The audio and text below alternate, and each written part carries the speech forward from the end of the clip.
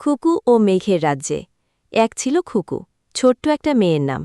সে খুব হাসিখুশি আর কল্পনাপ্রবণ। একদিন বৃষ্টির পরে খুকু আকাশে একটা বিশাল রংধনু দেখল।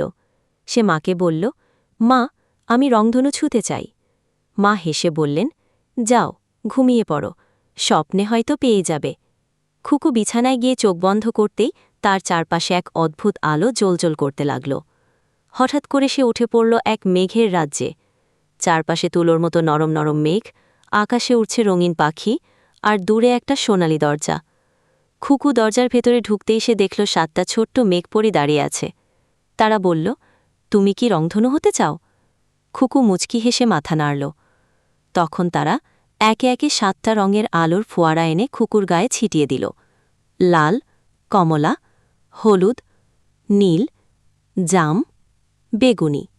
খুকু অবাক হয়ে দেখল সে নিজেই একটা রংধনুতে পরিণত হয়েছে।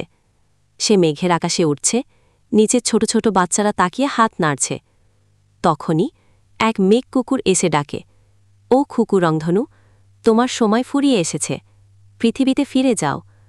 খুকু ধীরে ধীরে নিচে নামল, আর ঘুম ভেঙে গেল। চোখ খুলে খুকু দেখল জানালা দিয়ে এক টুকরো রংধনু দেখা যাচ্ছে।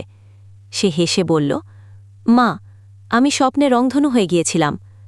মা মুচকি হেসে বললেন, তাই বুঝি?